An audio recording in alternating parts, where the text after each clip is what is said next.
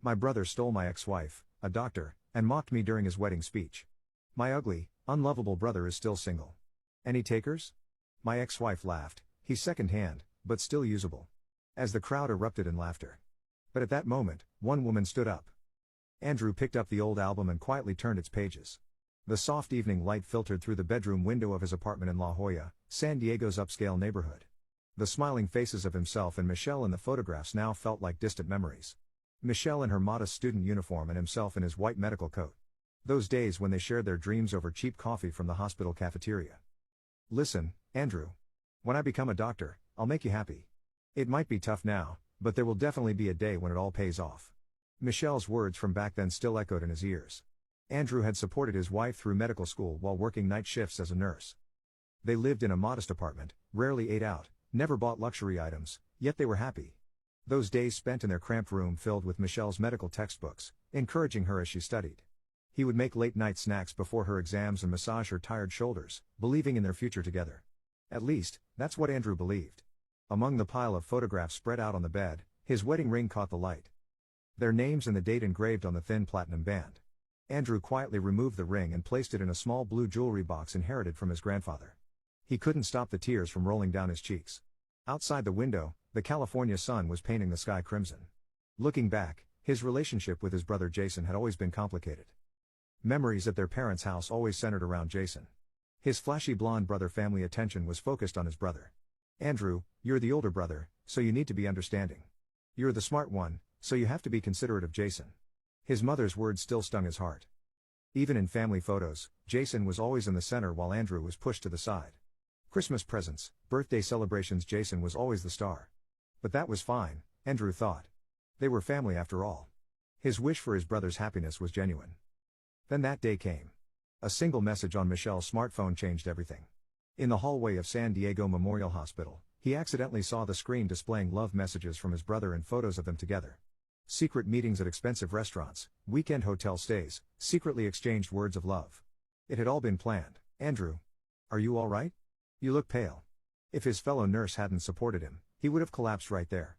The world turned black, and he felt himself crumbling from the ground up. Everything he had built over 7 years of marriage was crumbling like a castle made of sand. A transfer to a new workplace, Scripps Mercy Hospital, became Andrew's salvation. Here, the smiles of sick children gradually began to heal his heart. In the pure eyes of children fighting serious illnesses, Andrew found his calling. Perhaps his meeting with Director Diana was destined as well. Mr. Brown, your work is outstanding. We're truly fortunate to have a nurse like you at our hospital. In Diana's gentle voice and warm gaze, Andrew gradually began to find hope. Maybe at this hospital, in this place, he could start a new life. A small light began to shine in his wounded heart. As the sun set and the room gradually darkened, Andrew finally stood up. He carefully put away the scattered photos one by one and returned the album to the bookshelf. Tomorrow would bring another new day. He had decided not to look back at the past anymore. Just then, an invitation arrived in his mailbox. The golden letters printed on high-quality paper cast an ominous gleam in the twilight. Andrew's hands trembled slightly as he held the invitation. A wedding at the Manchester Grand Hyatt. The text embossed in gold leaf on the premium paper gleamed seductively in the evening light. The reception venue was on the top floor overlooking San Diego Bay. At sunset, the grand windows would offer a spectacular California view. Andrew, you'll come, won't you? We want the whole family to celebrate. Jason is looking forward to having you there. His mother's phone call naturally assumed his attendance. Her voice carried a cheerfulness as if nothing had happened, the affair between his brother and ex-wife, the pain of divorce, all of it seemingly forgotten. Should I really go? Everyone will. Andrew consulted with his colleague Carl in the hospital break room. Outside the window, yachts bobbed on San Diego Bay, their white sails catching the breeze. Carl was his only confidant at his new workplace, and knew everything about Andrew's situation. Andrew, you've done nothing wrong. Go there with your head held high. Those two are the ones who should be ashamed. Carl said while gently holding his hand. The veteran nurse's eyes held a deep look of compassion. With his gray-streaked hair pulled back, he looked almost fatherly. But I'm afraid of everyone's eyes. Even our parents are on my brother's side. Andrew's voice trembled. The fresh coffee aroma rose from the cup on the table. Show them your strength. If you run away, you're playing right into their hands. Besides, life often holds unexpected happiness. Andrew nodded slightly at Carl's words. At that time, he had no idea how prophetic those words would prove to be. On the wedding day, the ballroom at the Manchester Grand Hyatt was decorated like a fairy tale. The light falling from massive chandeliers seemed like angels' tears. An arch of white roses and lilies adorned the altar, and the deep red carpet leading to it seemed like a path of blood. Pure white Tiffany chairs were arranged neatly, and the tables were covered with the finest linens. Andrew, dressed in a modest light blue suit, took a seat at the edge of the venue. The silver watch on his wrist was a keepsake from his late grandfather. It was his support now. His parents sat in the front row, wearing proud expressions. As he walked between the guests, he felt their cold stares. Even former friends showed distant attitudes. People he had conversed with normally just yesterday now turned away as if they didn't know him. "I shouldn't have come. Carl, I trusted your words." His whispered words echoed emptily in his own ears. The luxurious venue decorations made his heart feel even heavier. Then the ceremony began. As the solemn sound of the pipe organ filled the venue, Jason entered wearing a pure white tuxedo. The designer brand suit fit elegantly like a cloud. A platinum watch adorned his wrist, and a Cartier cufflinks graced his sleeves. Michelle stood in her finest wedding gown, wearing a smug expression. The couple exchanging vows before the pastor. The exchange of rings. And then, the radiant kiss scene. Everything looked like a perfect wedding. However, in Andrew's heart, an unquenchable pain continued to swirl. The wife he had supported through 7 years of marriage. The brother he had cherished. Those two were now pledging their love on the altar.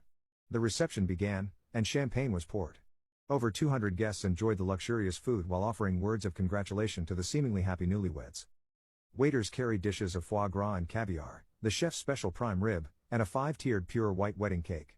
Everything was a perfectly orchestrated celebration of happiness. And then that moment arrived. Jason took the microphone and looked around the venue with a bright expression.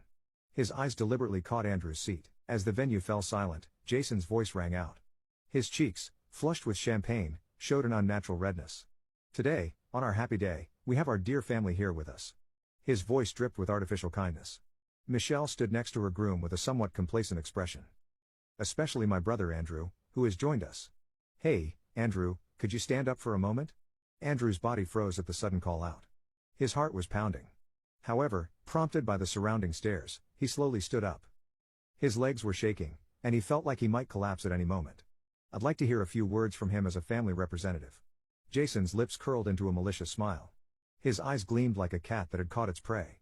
"Everyone, please look at my brother. He's my ugly brother who nobody loves. Is there anyone who would take him?" Laughter spread through the venue. Andrew's face turned pale.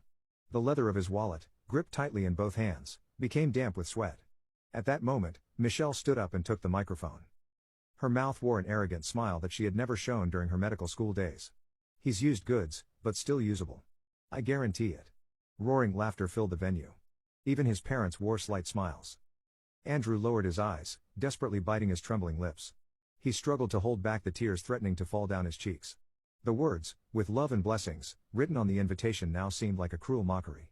Just then, the sound of a chair scraping echoed from the back of the venue. Slowly, a woman stood up. It was Diana. Her presence was dignified, like a lighthouse standing tall in a storm. Her straight-backed figure in a navy suit was full of authority. The atmosphere in the venue changed instantly. Jason's smile froze, and the blood drained from Michelle's face. All eyes turned to Diana. She walked forward with measured steps. Each step echoed heavily through the venue. When she took the microphone from Jason, his hands could be seen trembling slightly. "I am Diana Carter, Director of the National Children's Medical Center." Her low, steady voice resonated through the venue. It carried the authority of a physician who had saved countless lives. A murmur went through the crowd. "Who is she?" Jason whispered to his wife. Michelle's face tensed. She knew? This was an influential figure at one of America's top children's hospitals. And a physician far beyond her own reach. "Today, I'd like to talk about a nurse." Diana's gaze turned quietly to Andrew. "He is one of the most trusted nurses at our hospital. Even after night shifts, he visits the rooms of critically ill children, holds the hands of exhausted fathers, and continues to encourage them." The venue fell silent.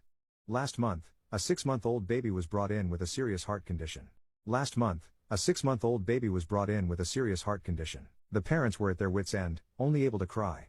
At that time, Andrew stayed with that baby for 48 hours, barely resting. Diana took a photo from her pocket. "Look at this photo. A smiling baby and parents. And Andrew, smiling kindly despite his tired face. Isn't this true love and dedication?" Suddenly, a voice rose from the back of the venue. A man stood up. In his arms was a boy about 8 years old. "This is my son Samuel. 2 years ago, he was in critical condition with severe pneumonia. Mr. Andrew reads storybooks to Samuel every day. He held my son's hand as he suffered from high fever, never letting go. Samuel's father, James Wilson's voice was trembling. When he took a turn for the worse in the middle of the night, Andrew was the first to rush to his side.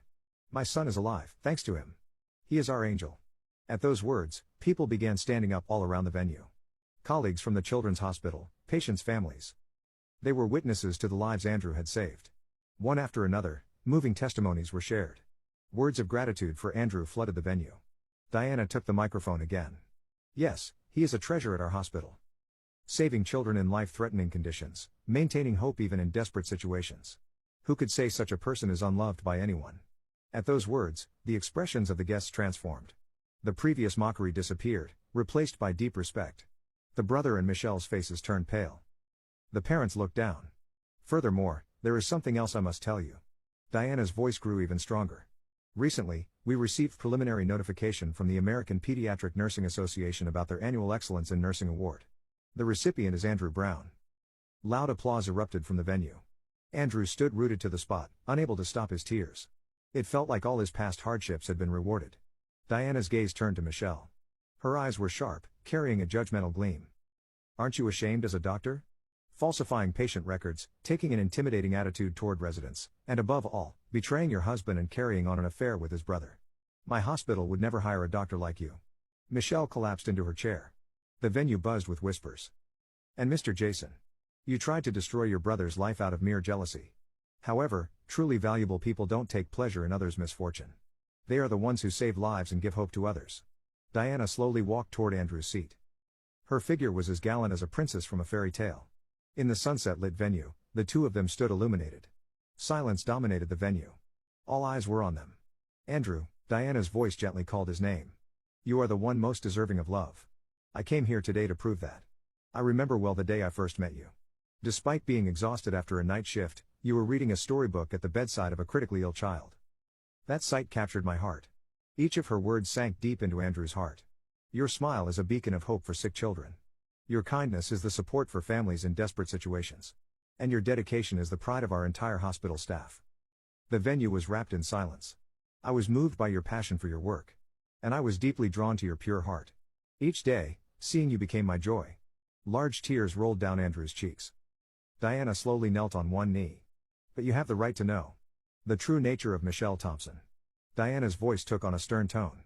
She was a woman who couldn't even maintain basic medical ethics. She only cared about her own achievements without listening to patients' suffering, unreasonable treatment of residents, and most seriously, falsification of medical records. The venue stirred. Michelle's face turned ashen. Let me be specific. Last year's heart surgery mistake. She altered the records to hide her error. Fortunately, the patient survived, but not because of her skills. It was due to the desperate efforts of the emergency team. Michelle tried to stand but her legs shook too much to move. Andrew, Mr. Jason. Your history of affairs. 3 years ago, you had a relationship with a married company president and were sued for damages by her husband. I know that Michelle paid the settlement money. The blood drained from Jason's face. His pure white tuxedo now seemed ironic. Behind these two lay even more serious issues. Michelle's substantial debts. Jason's embezzlement at the beauty salon. Everything is on record. The venue erupted in chaos. Whispers spread among the guests. And the most despicable thing. Diana's voice carried anger. Their affair was planned. Michelle was after Andrew's assets. After marriage, she gradually transferred them to her name. She continued to exploit the savings Andrew had worked so hard to accumulate, under the pretext of medical school expenses. His parents gasped. His mother's face turned pale. Jason was also complicit in this plan. He aimed to monopolize the parents' assets by destroying his brother's happiness. For that purpose, he deliberately continued to hurt Andrew with his words and actions. Andrew was stunned by these facts. Such calculated betrayal had existed. However, the truth always comes to light. Diana pulled an envelope from her pocket. This is Dr. Michelle's termination notice. Evidence of her medical record falsification was revealed in the hospital's investigation. Her medical license will likely be revoked soon. Michelle collapsed into her chair. And Mr. Jason. Your fraud at the beauty salon is under tax investigation. Wasn't this wedding paid for with embezzled money? Jason broke down crying. His pure white tuxedo crumpled as he fell to the floor like a fallen angel. However, I didn't come here to expose this. Diana's voice regained its gentleness. I came to prove true love. Andrew, far from being unloved, you are the person most deserving. She held up a ring again. The ring caught the sunset light, casting a rainbow glow. Andrew Brown. Will you marry me? Let me cherish your pure heart and your kindness towards others for the rest of my life. A collective gasp escaped from the venue.